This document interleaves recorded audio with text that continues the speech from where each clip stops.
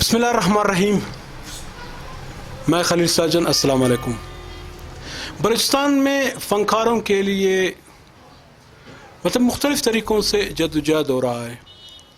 شاید اس سے پہلے جس طریقے سے جو آج کل جدوجہد ہے جس طریقے پہلے نہیں ہو پا رہا تھا، کیونکہ شاید پہلے اس طرح کی کوئی ایسی تنظیم جہاں پر بنا ہی نہیں تھا.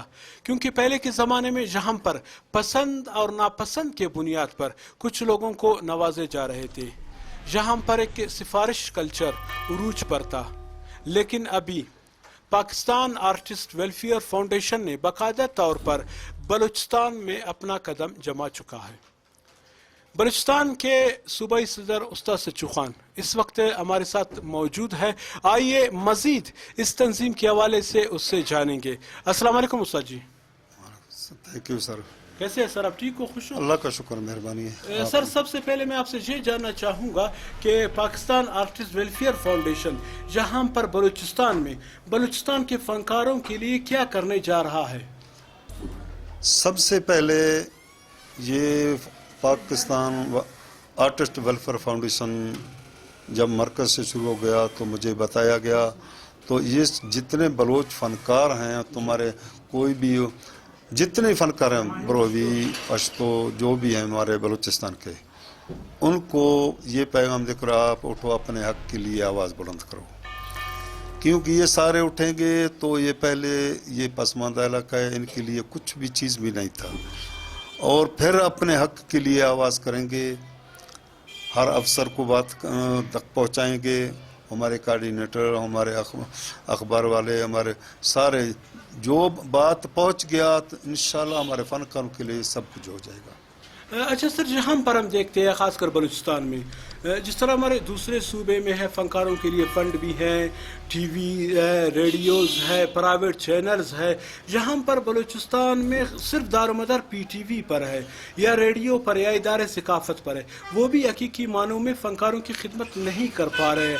آیا اس کے لیے کیا پلاننگ ہے آپ لوگوں کا؟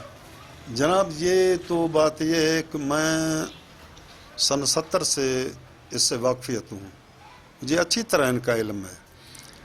پی ٹی وی ہو یا ادارہ ثقافت ہو، یہ ہمارے جو فنکار بھائی ہیں ان کے لیے یہی ہے جو یہ اپنا حق مانگنے کے لیے اس کے دروازے پر کھڑے ہو جائیں. بھائی ہمارا حق ہے. اگر آپ کسی یا پی ٹی وی ہو ان کا حال خالی کر کے دیں، ادارہ ثقافت ہو ان کا حال خالی کر کے دیں. کیونکہ فنکار اپنا جدوجہد کریں، اپنے فن کے لیے بات کریں، اپنے ہر افسر کے ساتھ ملیں. وہ کس لیے افسر ہیں؟ وہ فنکاروں کے لیے افسر ہیں، وہ بلڈنگ کے لیے نہیں ہے. نہ پی ٹی وی بلڈنگ کا افسر ہے، نہ ادارہ ثقافت کا افسر ہے. یہ ہمارا کلچر ہے. کلچر کس کو کہتے ہیں؟ ان کو یہ علم ہے کلچر صرف ڈائریکٹر اور یہ پروڈیوسر کو کہتے ہیں.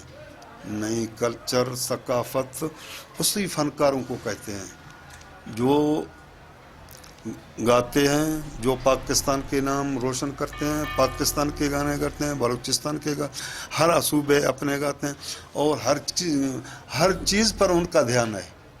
وہ بھی ایک جمہوریت ہے، ایک اثاثہ ہے. یہ تو بیچارہ اس کی صرف یہ کنٹک بنا کر، جو پہلے بھائی نے بتایا جو 2 کنٹکیں بنتے ہیں، ایک اپنے لیے ایک فنکار کے لیے، یہ چیزیں بھی بند کریں نا. یہ 2 کس کے لیے؟ یا دونوں چیک ان کو دے دو. آپ کا تو حق نہیں ہے، ان کا حق ہے. یہ چیزیں بھی نہیں کریں. بلوچستان میں اگر رائے راست پر آ جائیں گے تو بلوچستان کے فنکار کا حق ہے.